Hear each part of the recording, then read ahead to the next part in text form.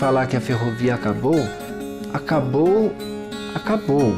Mas para nós não, porque ela está aqui dentro. Está na minha história, está na história do meu pai, são as histórias que eu vou passar para os meus filhos. Se eu sou hoje o que eu sou, eu devo a esse universo no qual eu fui criado. E com certeza isso faz parte do meu DNA espiritual. E o que eu sou, eu estou inconsciente ou consciente passando para o meu filho.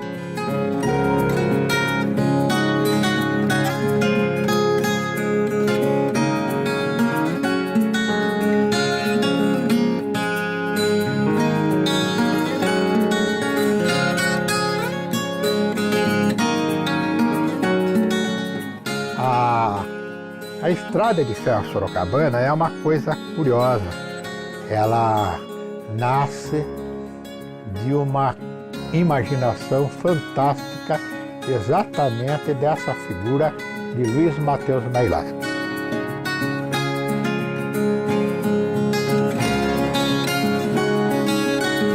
Uma ferrovia em Sorocabana pegava mercadoria e levava de uma cidade para outra, e passageiro de uma cidade para outra. Não é só isso.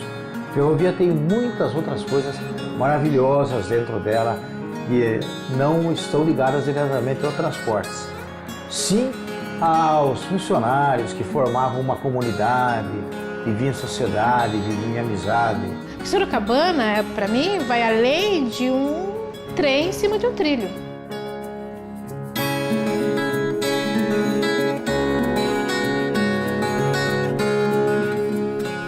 Tinha a ver com educação, ela tinha a ver com o sustento, ela tinha a ver com a profissionalização das pessoas, dos filhos de ferroviários, dos netos de ferroviários.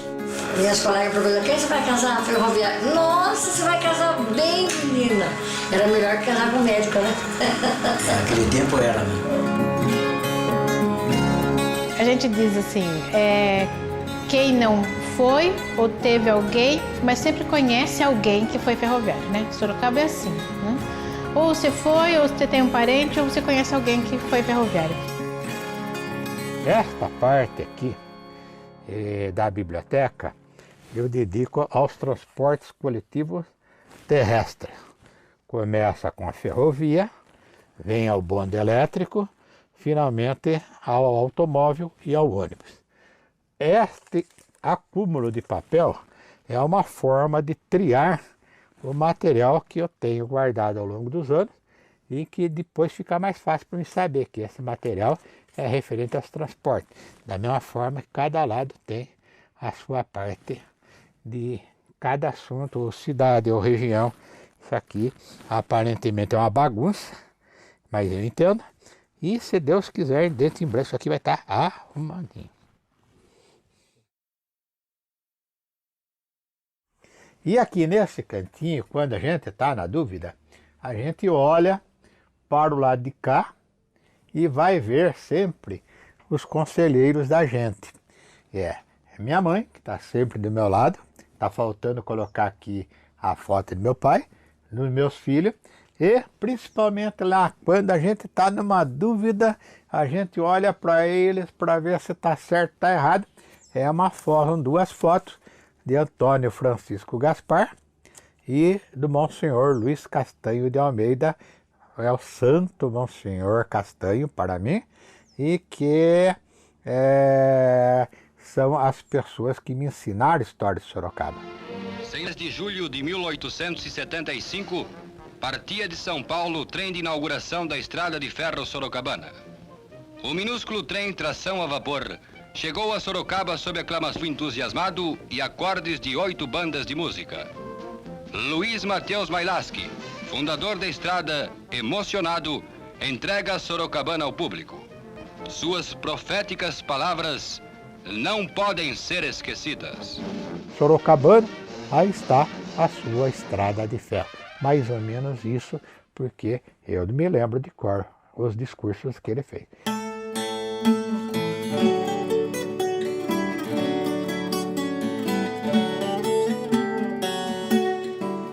Eu tive o privilégio de fazer parte de uma família ferroviária, não é? Meu pai recebeu um convite para trabalhar na Sorocabana, em Santos. E ele foi para lá, assumiu o cargo, levou a família, não é? Sou neto, né? Filho e irmão de ferroviário. Você tinha tios, você tinha avós, você tinha irmãos, né? Muitas vezes na ferrovia. Então isso aí já gerava um sentimento de que você também seria um ferroviário. E acabava realmente acontecendo, né? Não sou ferroviário, sou ferroviário de coração. Meu pai era ferroviário de direito. Trabalhou na Sorocabana, onde se aposentou, trabalhou 30 anos. Para nós que somos ferroviários, né? Porque o ferroviário, ele não era só aquele que trabalhava na Sorocabana, a família era a família ferroviária, né? Então, ela está dentro da gente, né? Ela ainda continua existindo. Tenho muitas lembranças do local, sempre gostei do trabalho que fiz, como a maioria dos ferroviários, e tenho realmente muitas lembranças boas realmente. Então a ferrovia é parte da minha vida. Já nasci no meio dos ferroviários, ouvindo as histórias, até assumindo posturas bem específicas de ferroviário. Eu era menino ainda, tinha 15 anos, e eu ingressei na seção de funilaria. Eu fui parar na Sorocabana porque eu praticava muito esporte. Eu era corredor de rua, jogava futebol, e eu fui treinar na estrada e naquele tempo era o... Qual era o nome dele? O primeiro dia de trabalho na ferrovia foi como se tivesse aberto uma porta e eu entrei no mundo novo. 15 anos, garoto, de repente eu me deparo com as locomotivas a vapor, aquele monstro na minha frente. Falei, meu Deus, o que eu estou fazendo aqui? Acho que eu estou em outro mundo. E fiquei entusiasmado. Esqueci o nome dele. Engenheiro de preparo? Que viu você jogar bola? Não, eu fui treinar no amador de estrada. Aí ele gostou de mim, depois fiquei no profissional lá. Aí eles arrumaram emprego para mim na Sorocabana, em 55. E desde aquele tempo a gente pega amor em tudo, né? Trabalhei na ferrovia durante 30 anos. Quando entrei em 1960, no antigo curso ferroviário. A Sorocabana foi pioneira nesse trabalho de formação de mão de obra especializada, né, para trabalhos ferroviários, e isso, né, ela pôde fazer graças à presença, né, dessas oficinas em Sorocaba.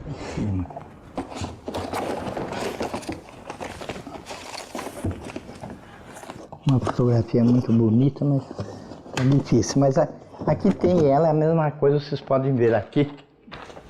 O manual de instrução para os que pretendiam ingressar no curso. Aqui instruía eles como deveria fazer para ingressar. Inclusive o pedido, e inclusive tinha algumas fotografias. Uma aula na sala de desenho aí.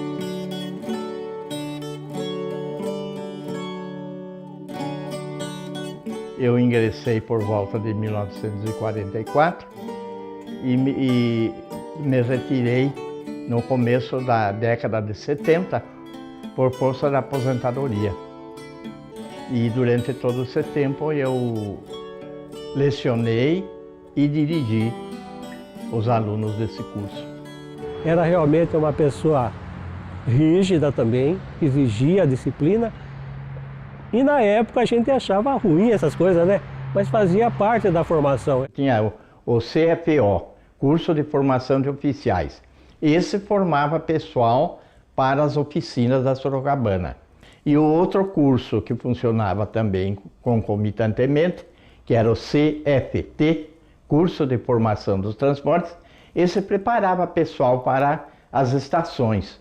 Eram os telegrafistas, que futuramente seriam também conferentes e chegavam até a função de chefe de estação. E tinha a parte teórica, matemática, português também tinha, uma parte de história, mas o enfoque maior era a parte técnica realmente. Havia um mais adiantado, que era o CAO, Curso de aperfeiçoamento de oficiais. Esse era para quem já era funcionário, já era artífice da Sorocabana e queria se promover, queria evoluir, né, na carreira. Meu pai, ele fez o curso ferroviário, né? Ele foi aluno do curso ferroviário.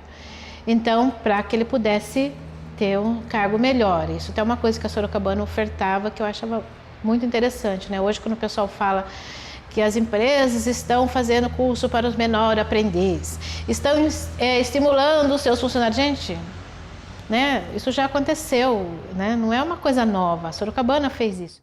Então fazia esse curso que era conhecido como curso de mestres, né? E funcionava à noite só. Esse funcionava à noite, na própria escola ao lado da estação da Sorocabana. A escola ferroviária, o curso ferroviário, era naquele prédio mais alto ao fundo lá, amarelo também, na parte de cima, o primeiro andar. Embaixo, à época, ainda era um antigo almoxarifado. Eles iam ser futuros ferroviários, não é? Seguir a carreira, muitos seguindo a própria carreira dos pais. Os alunos realmente eram aprendizes e considerados pelos oficiais do ofício na época como aprendizes e realmente eram ensinados. Tinham paciência, ensinavam realmente porque havia interesse também de que aquilo que fosse feito da melhor forma possível. E tinha um salário, não é? Eles, tanto que depois o Departamento do Trabalho do Governo Federal considerou os 4 anos e 3 anos e 2 anos de cursos como sendo de trabalho, né, para aposentadoria. Nós tínhamos olerite e, no fim das contas, embora aprendizes, éramos empregados da ferrovia também. O Senai é uma espécie, vamos dizer assim, de filhote do curso ferroviário, né? Ele veio depois do curso. A indústria resolveu, vendo o bom resultado dos cursos ferroviários, essas organizações, né? O serviço da indústria, numa atitude muito bonita e muito elogiável, criou o Senai. E o Senai tem contribuído até hoje. É uma das poucas coisas que vem ainda aguentando a mão de obra, né, para a indústria nacional, né? E grande parte dos professores do Senai saíram do curso ferroviário. Embora a gente reclamasse por não ter tempo para brincar e passeios, etc., mas realmente foi um tempo bom, um tempo de aprendizado, um tempo de coleguismo e um tempo de formação. Que os professores, além da formação técnica, tinham a formação humana, formação cívica.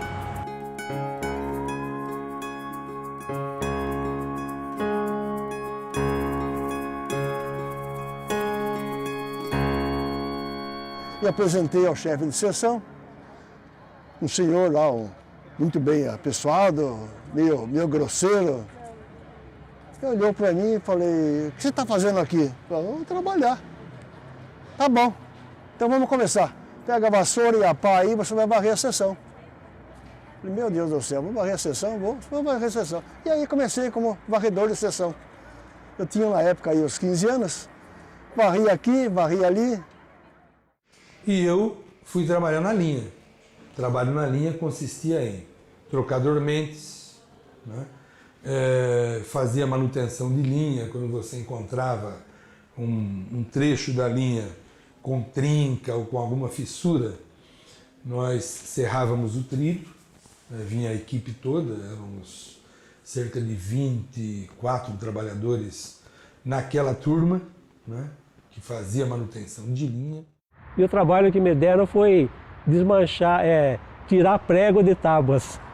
Os vagões de madeira que não serviam mais eram desmanchados e essas tábuas eram reaproveitadas para fazer portas, janelas, tampa de poço, que eram usadas no trecho nessa época, só que ela vinha com pregos. Então punha-se 2 cavaletes, uma tábua em cima e tirando prego o dia inteiro. Isso foi mais de mês tirando prego. Naquele tempo, quem trabalhava não podia ficar parado, a gente não tinha aquele dom de ficar parado. Então eu pegava a máquina, eu ia lá, fazia a manobra e voltava cá, com a máquina do pátio, aí eu empurrava meu trem lá e voltava a fazer o serviço da oficina. Na A gente ouvia falar e realmente depois entendeu o que era. A ferrovia era a maior oficina da América Latina à época. Fazia-se de tudo aí. Só não fazia um trem completo porque não era o caso. Mas o serviço da oficina era o dia inteiro. Você punha vagão aqui, vagão para lá, vagão para cá. É pintura, é caldeiraria, tudo. Então era a duas locomotivas. Naquele tempo você tinha que conhecer tudo. Existe muito folclore também, né? O pessoal fazia um brinquedo para os filhos da Sorocabana. Eu tenho 3 brinquedos. Carrinho, no final de ano, não, Gino? Tem uns homens que tem uma mão fazer carrinho, cada carrinho lindo que faziam. Cadeirinha, mesinha, tamanquinho, então... Já te levavam desmontado? Te levavam enrolado na cintura, na casa era só montar. Quantas e quantas Eles vezes? montavam lá, desmontavam, traziam toda a madeirinha, você ia saber quem era. Isso era feito. E traziam escondido. Põe embaixo do braço, põe o paletó, tirava o paletó e põe o paletó assim cobrindo. Colher, faca, garfo, tudo isso que se dava. Faziam tudo lá pra gente. Coisa linda, cinzeiro. Cinzeiro, panela. Não tem nenhum aí? Cinzeiro tem 2, aquele já viu? Esse cinzeiro é tudo no Sorocabana. Olha quantos anos, só que ela contou faz 30 anos. Pega você ver o peso. Isso é aço oxidável. Aqui tá vendo, tá mostrando. Eles tinham acho que tinha um molde, né? Tinha um molde lá e faziam. Olha esse aqui, acho que tinha um molde. Olha quantos anos lá na cabeça do homem. Olha. Existia muita vigilância dos guardas, né? Por causa do pessoal desviar material, né? Tudo um dia acaba, né? Vai uma vez veio uma amiga do Zílio e falou assim: ô senhor, tira uma lata de tinta pra mim. Ele tira. Foi o Roberto que pegou você com a tinta? Quem pegou? Nem me lembro mais. Onde você vai levar essa tinta? Pra quem você tá roubando? Não, pra mim. Não, pra quem você tá roubando? Pra mim. Ele não contou pra quem eu vou contar, eu já ia se ferrar, vou contar de quem era. Então você cozinhava com serragem, era econômico. E você levava o mesmo tempo que um fogão de carvão, lenha para fazer. E o funcionário levava a serragem para casa. E chegava na portaria e passava com o carrinho. Eu levando a serragem para casa. Mas na serragem, cada vez que ele passava, ele levava um carrinho para casa dele. Mas dava gancho. Ia no gancho só. Ia no gancho, devolviam a tinta na sessão de pintura, amanhã eu ia e pegava a tinta de novo. Você viu que horror?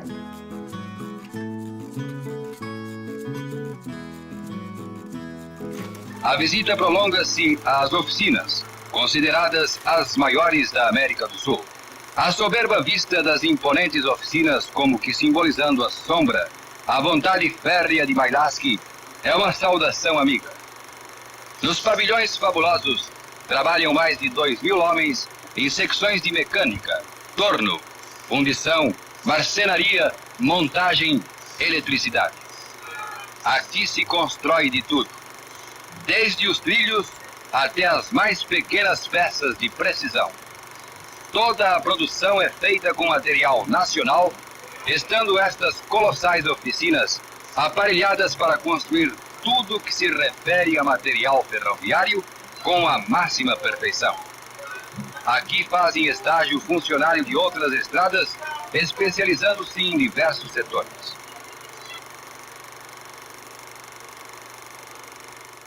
Nunca lembro do meu pai ter faltado um único dia sequer, chegar atrasado, impensável. 32 anos, 7 meses e 17 dias de trabalho. Uma coisa é certa, sem faltar um dia. Se hoje falo, você é um caxi, acho que eu fui mesmo, viu? Que eu não faltava, não gostava.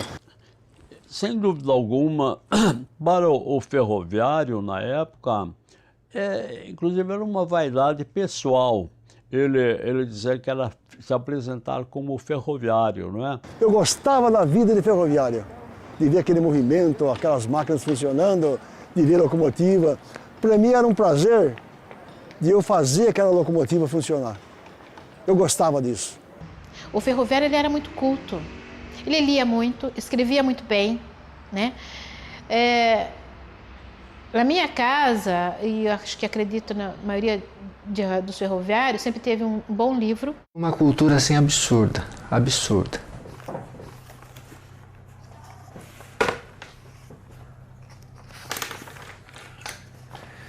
Olha, nossa estrada, que empresa hoje pode-se dizer, talvez o Sesc, uma empresa que tem uma revista própria, uma revista, mas não é uma revista qualquer, não é uma revista que tem os aniversariantes do mês, a piadinha do mês, não uma coisa banal para só agradar o chefe, mas uma revista que tenha conteúdo, cujos funcionários possam participar mandando artigos, textos literários, textos informativos.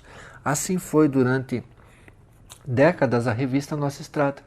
Então, este aqui é o primeiro número da revista Nossa Estrada.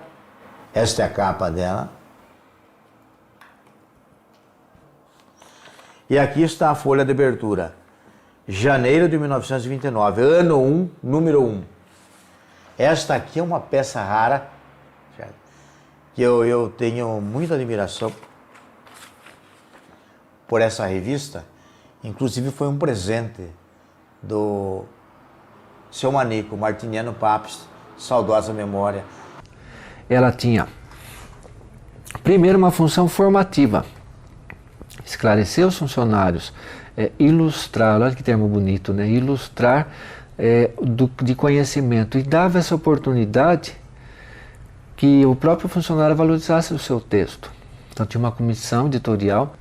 Então contava história, o Antônio Francisco Gaspar participou muito, contando a história da ferrovia, curiosidades, fatos, falando das pessoas, atualizando, informando.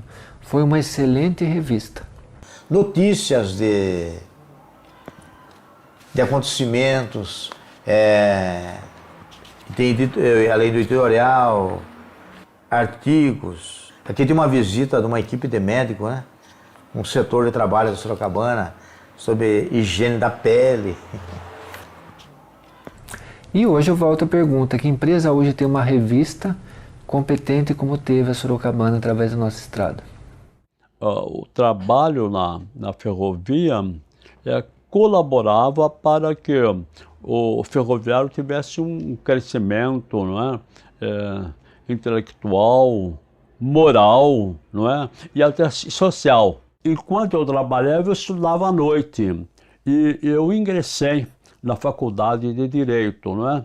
E fiz todo o curso, sendo eu o primeiro ferroviário a concluir uma faculdade de Direito, né? Tanto que os colegas de oficina fizeram um almoço em minha homenagem, não é? Eles sentiram-se muito orgulhosos por ver que o primeiro formado pela faculdade tinha saído das oficinas, não é? A classe ferroviária era uma classe unida, que tanto nas festas, nos festejos, estava presente, como determinada época em Sorocaba nós tivemos a política. Cada estação é uma cidade, cada cidade uma conjuntura, são trabalhadores que em cada estação vão apanhando novas informações e transmitindo de estação a estação, né? E isso é óbvio que contribui largamente com a organização dos trabalhadores. Era comum os ferroviários se distinguirem, inclusive na política, não é? Havia a Associação dos Ferroviários, tinha um líder chamado Guarino Fernandes, não é? E ele foi célebre na época dele como líder político, não é? E líder ferroviário que ele era. Então, quando eles falavam, seu Guarino lá, talvez lá na Ponta de Luta, e era o nome que eu tinha na minha casa, falasse, vamos parar, né? Estamos juntos, vamos brigar pelos nossos direitos, vamos. Se eles dissessem, amanhã nós vamos parar, os 2.400 ferroviários paravam. Sem discussão, sem briga, sem nada. Ninguém ia trabalhar. Este estatuto aqui, ele foi assinado pelo presidente, na época, Guarino Fernando dos Santos. Foi um líder político de Sorocaba. E esse estatuto aqui é de 1959. Foi registrado no Diário Oficial de 59. Então o ferroviário ele se tornou o que ele era, um símbolo de ter uma vida melhor, de ter condições melhores, de lutar para que fosse um país melhor, por causa de pessoas como ele, né?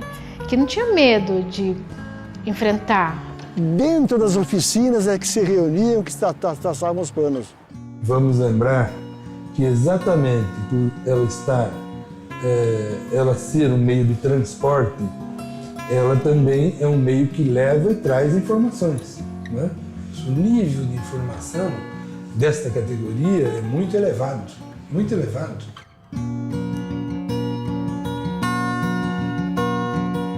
E eles começam a se aperceber disso, né? Tanto é que os maquinistas, auxiliares, os ajudantes de maquinistas e tal, começam a se transformar em veículos de informação e de unidade da categoria.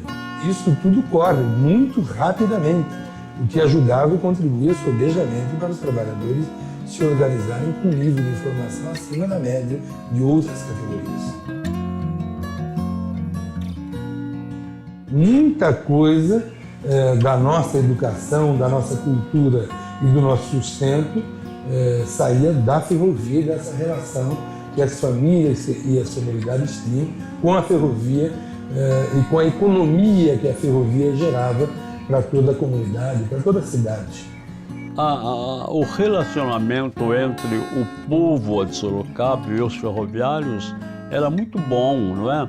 Porque o ferroviário estava numa situação, num nível muito bom, muito elevado, não é? Então o ferroviário tinha uma participação muito importante. Eles eram aceitos em todas as esferas de vida da cidade.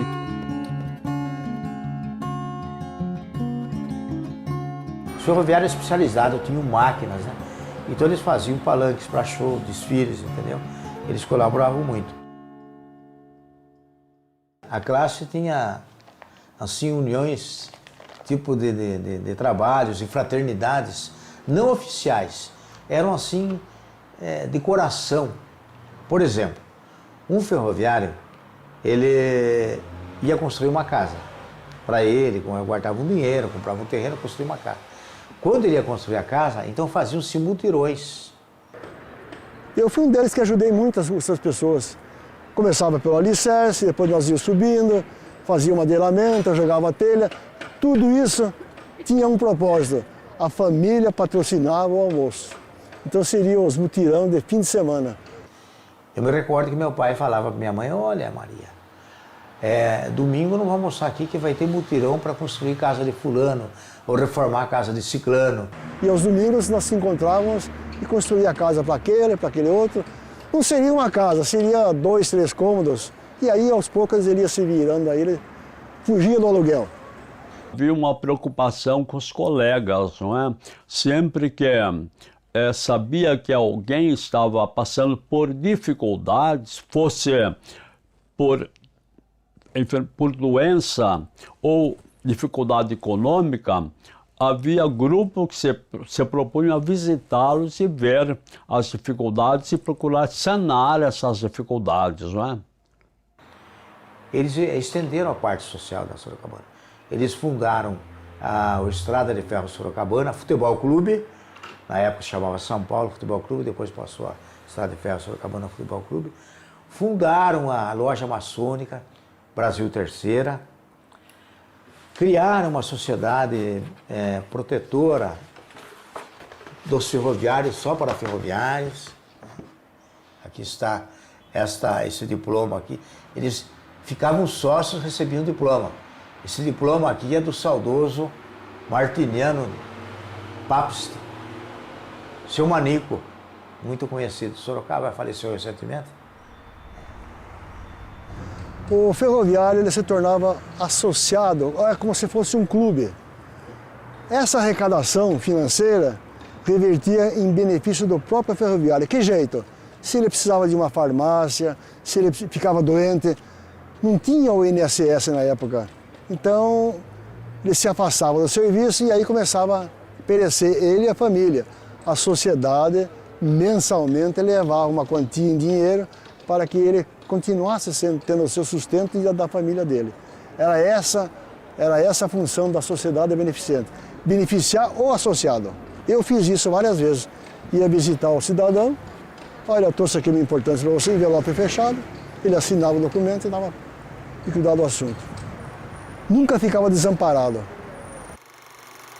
A Estrada de Ferro Sorocabana dá assistência completa a esses homens que trabalham para o seu engrandecimento. Hospitais, cooperativas, seguros de vida, empréstimos a longo prazo. Com tudo isso, se beneficiam seus funcionários. Estes milhares de homens trabalham contentes, sabendo-se protegidos e fazendo dessas oficinas uma colmeia humana de trabalho e dignidade.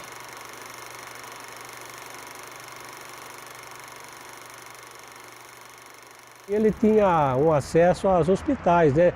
A ferrovia tinha convênio com hospitais. Quando era caso de acidente de trabalho, tinha um hospital específico que atendia o ferroviário.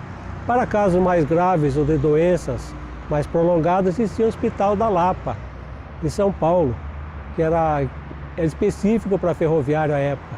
Começo da década de 50, começou a descontar de cada ferroviário um valor mínimo, mais ou menos razoável. E ele construiu o Hospital de Sorocabana, lá na Lapa. Nós fomos de uma vez. Você deu um nariz que você comprou a Vespa? Não, operada não, você comprou a Vespa e eu comecei a ter alergia de vento, aquele vento na cara. Caipira, né? Nunca tem nada que eu não tenho. Andava a pé? Daí, os médicos daqui falavam que era carne esponjosa. Queria operar, eu fiquei com medo, assim, deixa eu marcar lá em São Paulo. Marcou lá, o médico pôs um aparelho assim na frente, isso aqui viu tudo dentro. Falei, nossa, que aparelho. Deu uma vitamina, um remedinho para alergia, nunca mais.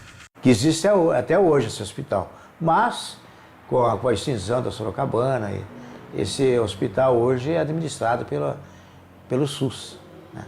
Mas eles tinham.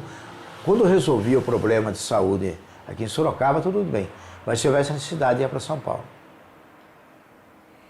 Outra coisa que me chama a atenção seria os clubes esportivos, eram de grandes categorias.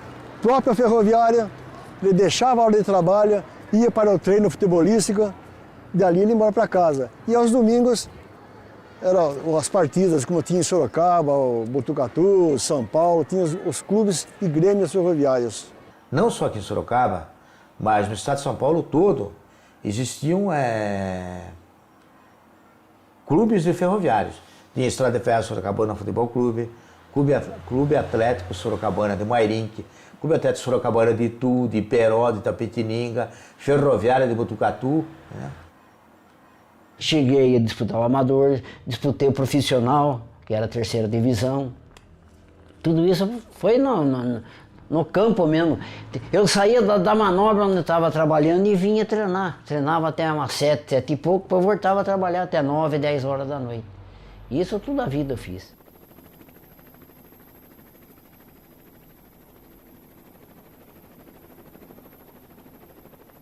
Na ocasião até teve um jogador de futebol que se tornou famoso, que chamava-se Maracaí.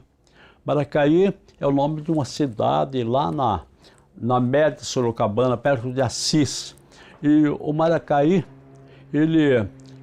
lá ele já era funcionário de Sorocabana, então o trouxeram para Sorocaba para ele participar do Estrada de Ferro. Ele veio, jogou algum tempo aqui e depois foi transferido para o Fluminense no Rio de Janeiro. Eles tinham um armazém de abastecimento que eles faziam compras e descontavam depois de 2 meses. Mas isso aí não quer dizer nada porque você sempre estava descontando, né? E eu 2 meses atrás e eles compravam coisas com desconto, né? E temos aqui uma caderneta de armazém de Sorocabana. Eles faziam a compra era entregue em casa e depois era descontado. E tinha também a farmácia. Eles faziam compra também na farmácia, remédios a preços mais acessíveis, né? E também era descontado em folha de pagamento. Ali nessa prédio amarelo, era de um lado a farmácia e do outro o armazém de abastecimento. E era um movimento imenso, todos os dias o pessoal comprando coisas, né? Principalmente no início do mês, né? Faziam as compras para casa, né? Eu comprava, naquele tempo eu comprava no armazém da Sorocabana. No armazém da Sorocabana. Ele que fazia o pedido, né? Tinha caderneta, tudo. Trazer na casa. Mas cada coisa boa, gostosa, viu? E aí era aquela alegria quando chegava, né? Era saco de arroz, era saco branco cheio, não era saco que a gente vê agora de 5 quilos, não. Você comprava 15 quilos de arroz, 20, 25, era um saco branco alvejado com aquele arroz solto, com aquele feijão solto. E às vezes eles colocavam no meio, para não quebrar, o que era de vidro, então vidro de palmito, essas coisas, não colocava no meio do arroz e do feijão para não quebrar. Vendia umas latas de... Falavam presuntada no gino. Ai, que delícia, menina. Como é? Abria ela assim com uma... Ela tinha uma chavinha. Sabe que tem isso ainda? Existe isso ainda? Existe, aquela chavinha que você punha ela, pá! Virava assim. Virava. Tirava ela inteirinha. Fritava. Ai, para comer com arroz e feijão, que delícia. Tudo lá era bom, não, Gino? Tudo no armazém. Quando não tinha no armazém, tinha na farmácia. Então nós tínhamos duas cadernetas. Que nem aquele. Tinha no armazém e tinha na farmácia. Acho que o tempero diferente, não sei, né? Convidados pela diretora do Instituto Luiz Mateus Mailaschi, os recém-chegados visitam o moderno estabelecimento de ensino construído pela Estrada de Ferro Sorocabana para os filhos de seus funcionários e onde se aplica a moderna pedagogia.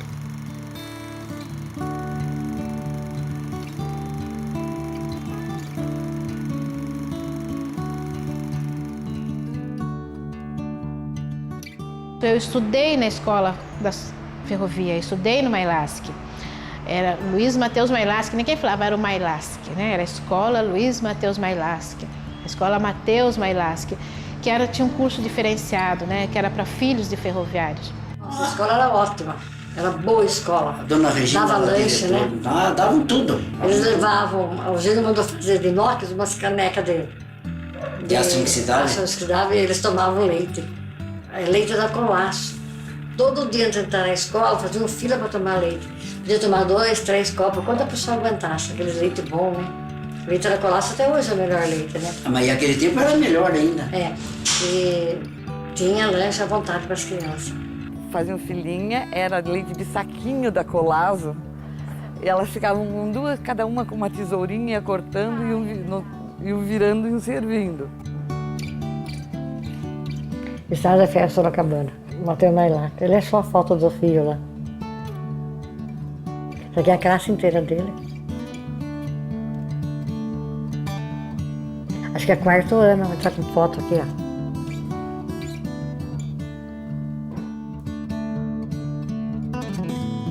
ó. O que eles nos forneciam, o que os pais nos forneciam, era matéria-prima de primeira qualidade. Então nós, como professores, tínhamos apenas que lapidar aquela matéria-prima. Só que a matéria-prima era de primeira, os pais eram responsáveis, então era fácil você ensinar, era fácil você conversar, porque eles já vinham do berço. Dirigido pela senhora Regina Andrade de Almeida, com 20 salas de aula, 21 professoras e 800 alunos aplicadíssimos, este modelar instituto tem sido largamente elogiado por todos aqueles que tiveram ocasião de visitá-lo. Você nunca entraram lá na escola? É um espetáculo. Mas será que ele não era no tempo da dona Regina. Agora... As classes brilhavam, tudo muito limpo, muito...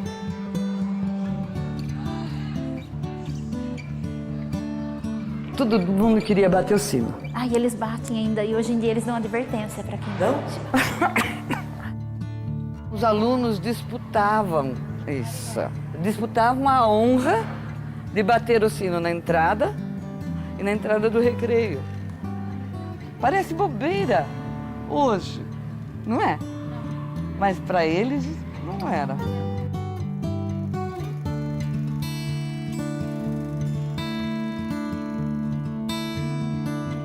Sempre teve dentista aqui, um de manhã e um à tarde. E os alunos iam ao dentista. E os dentes dos alunos do Mailaschi, ninguém perdia dente por falta de dentista. classe era um dia, sabe?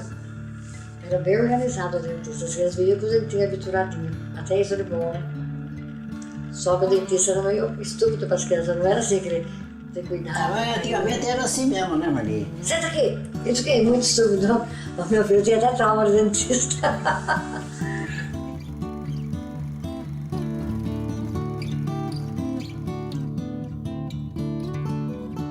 Porque nós éramos professoras e ferroviárias. Mas para que eles não tivessem aquela preocupação, meu filho está na rua, pode acontecer alguma coisa, nós conversávamos e mantivemos essa estrutura. A escola nunca fechou em dia de greve. Por quê? Para dar essa segurança aos pais. Sabiam? Sabiam, né? Sabia? O próprio ambiente ensina eles a ver que ali era diferente das outras escolas. Quanto a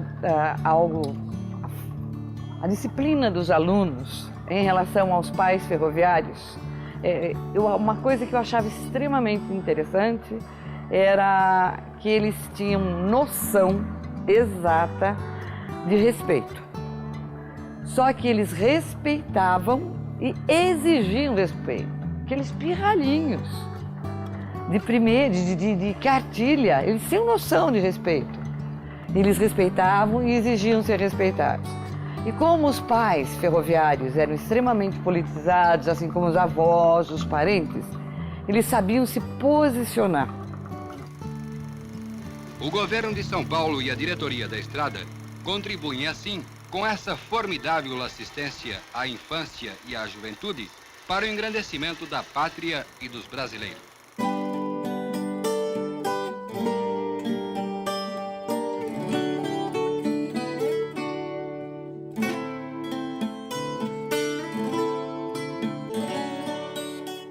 A ferrovia era realmente uma referência da cidade. Tanto pela mão de obra que ela tinha, que eu lembro que chegou a ter na minha época 4.000 funcionários. Era bastante esse número aí. Então realmente ela tinha uma importância muito grande para o comércio da cidade, para as pessoas, para a vida das pessoas, né? A função de ferroviário era muito bem quista na cidade, né?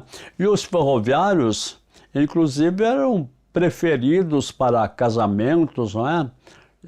Eu mesmo, quando me casei, eu fui muito bem recebido, porque afinal eu era um ferroviário, né? Ferroviário já estabilizado e que tinha uma condição de manter o lar, não é? Procura um ferroviário que você está bem. Quem trabalha na Sorocabana, lá tem cooperativa, lá tem garantia de escola para os filhos, escola Mateus Mailaschi, né? Por exemplo, né? E escola ferroviária, uma escola que ensina profissão, né? O seu filho no futuro vai ter uma profissão, ele vai ser um mecânico, ele vai ser um profissional. Impulsionava o comércio da cidade. Por quê? Porque o pagamento era em dia e não tinha falhas. Era no 10º dia útil do mês, vinha o carro pagador que inseria um banco sobre rodas e fazia o pagamento para todos os funcionários da ferrovia. Na Galeria dos Calçados comprei, nossa, enquanto a galeria existia eu comprava fiado lá. Porque desde a FEPASA, né? Pagava um pouco por mês, né? Lá e na União. A União do Tecido, não sei se você lembra dessa loja, sua mãe deve lembrar. Aqui também era muito bom comprar lá. E os meus filhos compravam 5, 6 pares de sapato na hora, assim. Olha, nem rico fazia isso.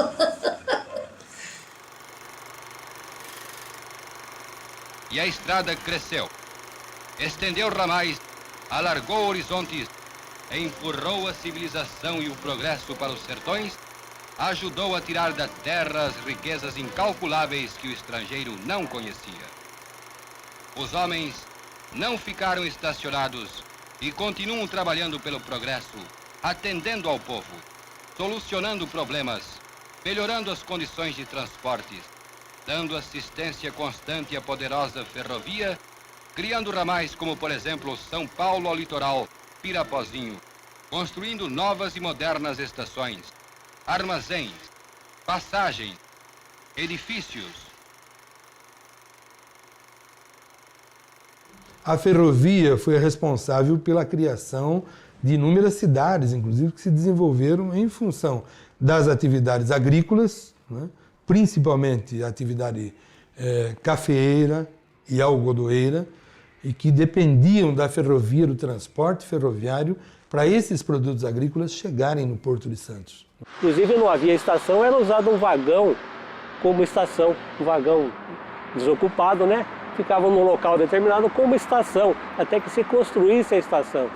Quando começaram a construir o ramal do Mairinque a Santos, tinha muita estação provisória. Esta aqui é uma estação provisória. Eles tiravam as rodas do vagão e punham em cima de cavaletes, dormentes, e era uma estação. Eu viajava, mais era para São Paulo e para a praia. O nosso negócio era ir para a praia, né?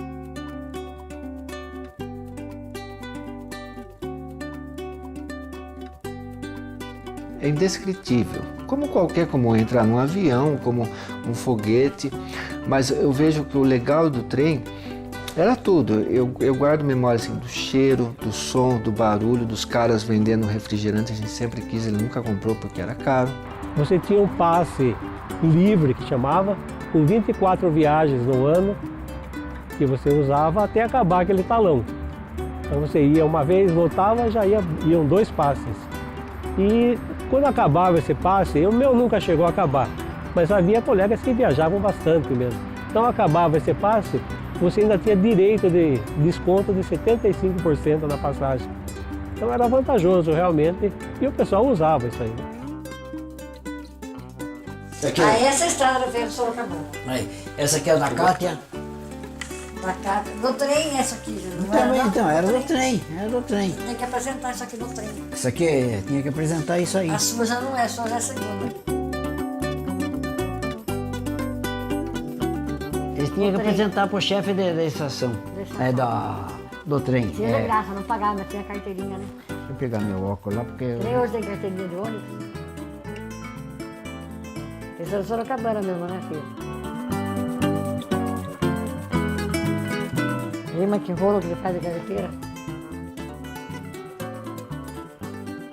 Não tem mais nada, guarda. Sorocabana já era, já acabou. Mas o que é? Você sem óculos também não enxerga, tá pior do que eu. De longe eu enxergo.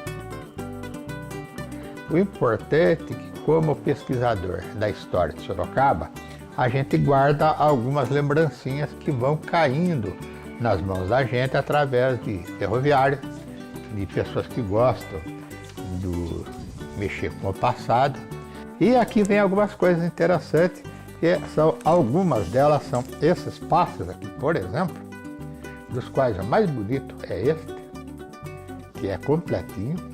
E diga-se de passagem que essas passagens, olha bem a redundância, essas passagens, diga-se de passagem, cada vez que aparece uma no mercado de colecionador, é um problema muito sério. Porque amigos deixam de ser amigos na hora de arrematar a peça e quem pode mais chora menos.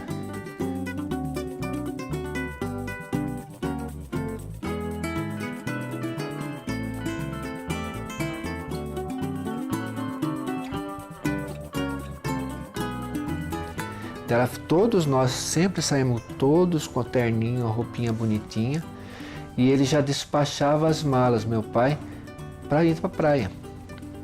Então tinha que despachar tudo, porque Mongaguá não tinha nada, né?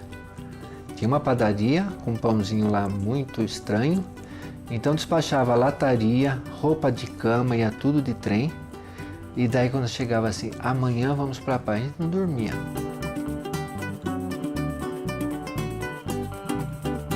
Quando começou lá, os loteamentos primeiros lá em Mongaguá, foi realmente o ferroviário que foi para lá, que percebeu aquilo lá dava certo e tal, e começaram a fazer casas lá, construir, muitos em sistema de mutirão também, né? Casas de madeira, que muitas vezes eram compradas madeira aqui da própria ferrovia, que vendia madeira usada também.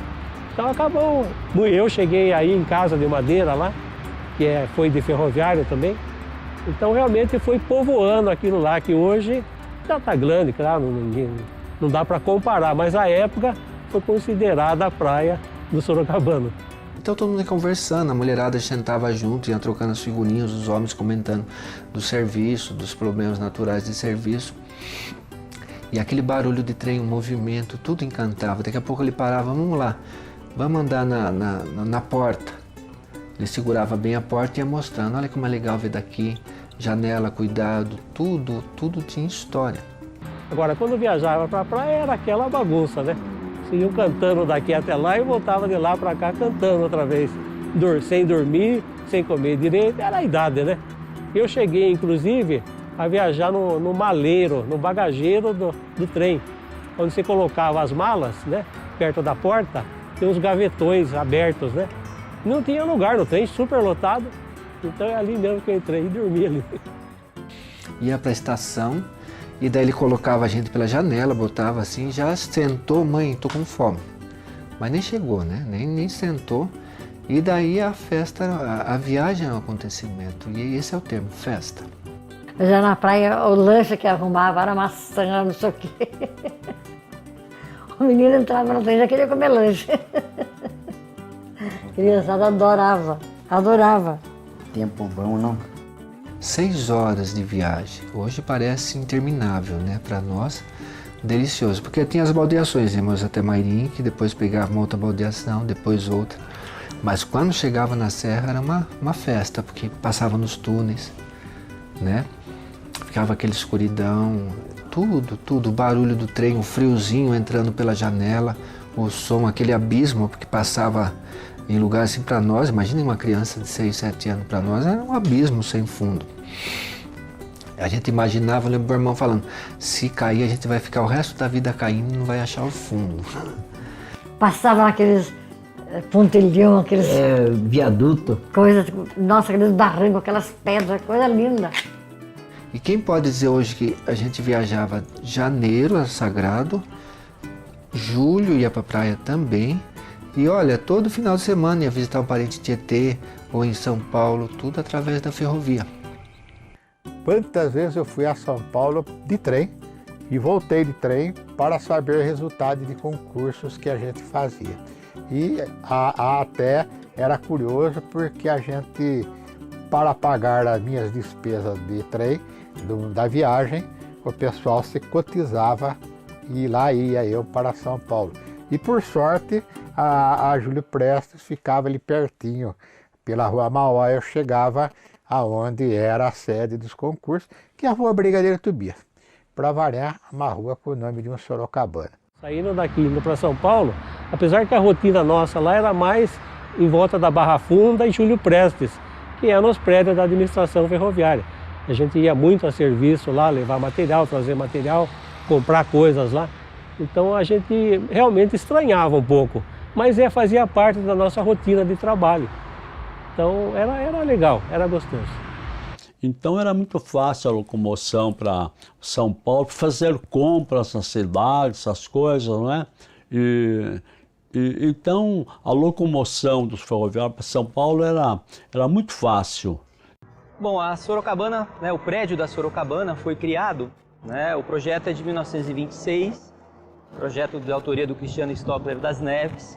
O Cristiano, né, arquiteto formado na Universidade da Pensilvânia, ele conhecia muito os terminais norte-americanos, se inspirou em 2 deles, né, o Grand Central de Nova York e o da Penn Station, também a estação da Pensilvânia, e trouxe para cá, né, esse modelo e começou a produzi-lo, né, e esteve à frente da obra até o início dos anos 30. Ademar de Barros, que tomava conta de São Paulo naquela época, em 38, quando foi inaugurada a estação, citou o nome do meu avô. Ninguém falava dele.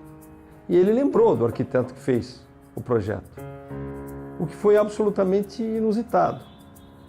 A estrutura da estação Júlio Prestes era muito boa. Para a época, era alguma coisa que causava mesmo admiração e até espanto, não é? Porque ali na estação tinha tudo.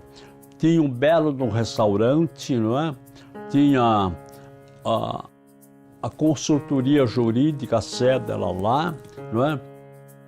esse prédio basicamente é composto por duas edificações que têm um acesso separando essas duas edificações. A Sorocabana, a estação Sorocabana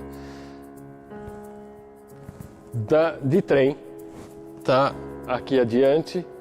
O prédio administrativo está aqui, sendo que esta área que nós estamos aqui, mais a do lado que nós temos, mais ao lado, que é a do concurso, fazem parte da estação enquanto acesso de público.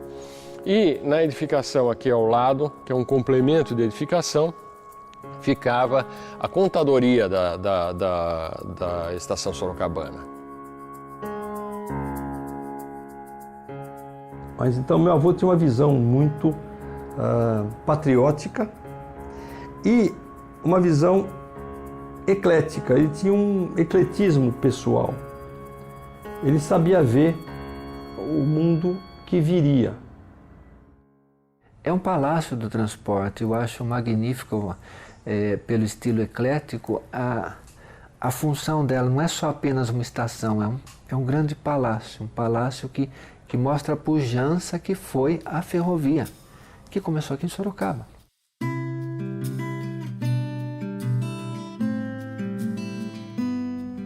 Então os ferroviários todos tinham orgulho da ferrovia que construiu este monumento que é a Júlio Prestes. Este arco, esse vão que era gare todo feito em metal, quando o trem chegava você parecia que estava entrando, meu Deus do céu, imenso. Hoje até para utilizar melhor aquilo, porque acabou, né? Agora ela só abriga os trens de subúrbio, teve-se ideia de construir a Sala São Paulo, a melhor sala de concerto da América Latina, que abriga a Orquestra Sinfônica do Estado de São Paulo, que também é uma das melhores da América.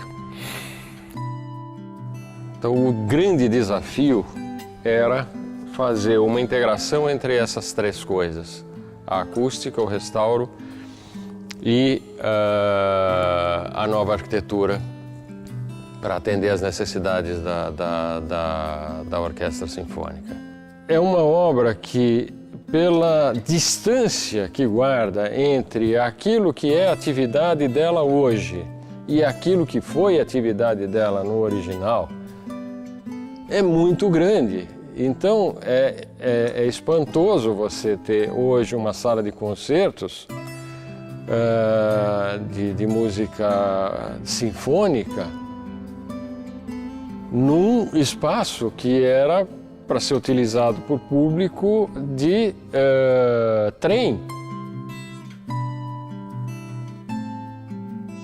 E essa característica é que, de certa forma, transforma a Sorocabana em uma edificação tão importante.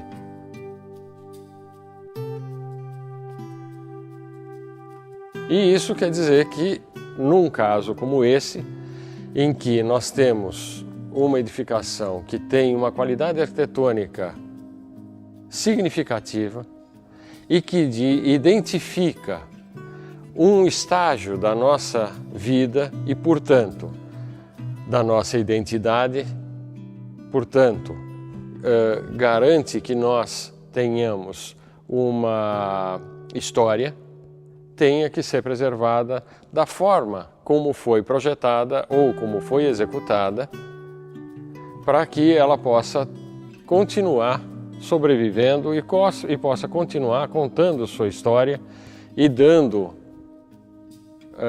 passado para que nós possamos dizer que nós temos uma identidade, que nós temos uma origem, que nós viemos de algum lugar e que esse algum lugar tem importância de alguma forma. A coisa mais gostosa é eu mostrar para vocês e vocês acharem que realmente isso aqui tem valor. E que adianta eu ficar egoisticamente de noite no escuro só feio sozinho? Não vale nada para mim. Aí não tem valor para colecionador nenhum. Então essa é a resposta. E convenci meu sogro, que é mais difícil de convencer. Ainda convenci ele falando o seguinte: eu guardo isso porque se prevalecer a teoria de que eu volto à Terra um dia, eu já encontrarei meio caminho andado. Realmente a ferrovia foi um marco na história da cidade. E essa história deve ter continuidade, embora a ferrovia em si, pelo menos na área de passageiros, esteja desativada hoje, a história deve continuar. Ela foi um marco grande para a cidade, ela trouxe grandes mudanças à época, embora encerrasse um ciclo chamado do tropeirismo, mas trouxe um outro tipo de progresso, não só para a cidade, como para todo o estado de São Paulo, posteriormente, né? Sorocaba, na realidade, é um corredor, é apenas um corredor. Um corredor de transporte. Não tem estação, não tem oficina, praticamente não tem nada. Aqui você não embarca a mercadoria, você não desembarca a mercadoria. Antes era diferente. Eu passo até em cima do viaduto, eu fico com o tempo, mas puta que quem que diria que ia acabar desse jeito? Realmente eu me sinto frustrado, né? Que todo esse patrimônio, toda essa história da ferrovia está praticamente abandonada, né? Como nós estamos vendo hoje aqui, sem atividade nenhuma, portões fechados, acesso não permitido. Todo ferroviário que olha para a ferrovia hoje fica entristecido e decepcionado, né? Como dizia o Otávio Paz, aquele escritor mexicano que foi Prêmio Nobel da Literatura em 96, ele faleceu, né? Se a memória se desfaz, o homem se desfaz, né? Se você não cultuar a memória, você não sabe quem foi seu avô, seu bisavô, né? Como é que era feito.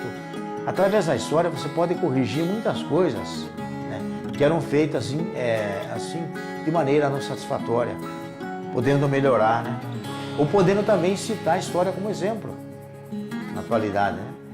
A gente sente uma dor no coração, né? De ver tudo ali, os vagões parados, enferrujando tudo, né? Pra gente é um... Acho que todos os ferroviários têm dó, né? Claro que tem dó. Apesar que a maioria morreu, né?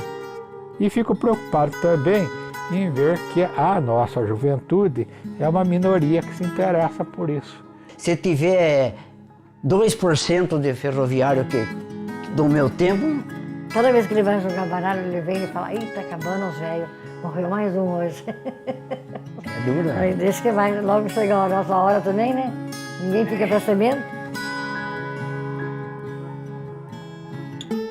Se eu cresci, nasci, sou neto, filho, irmão, nasci dentro da ferrovia dessa vida, então falar da ferrovia é falar da minha vida. Não é falar... hoje eu fui descobrir mais recentemente, depois estudando, o nome de Mailasque, de Gaspar Ricardo Júnior. Não, ferrovia era onde meu pai trabalhava. Para mim era uma extensão da casa. Por quê? Porque ele me apresentou a estação, eu participava lá das viagens, dos passeios, dos sofrimentos do dia a dia. E eu vejo isso muito legal, que as crianças tinham seu espaço também. A gente sabia onde estava andando. E toda essa construção de memória foi feita compartilhada. Então, através dos velhos, dos simples, dos amigos, os de fora, de toda essa diversidade que eles deram essa oportunidade de abrir ao mundo, é isso tudo. Vai valorizar também as coisas, construir não só brinquedo, estudar junto, brigar junto. Você está inserido dentro de um nicho cultural.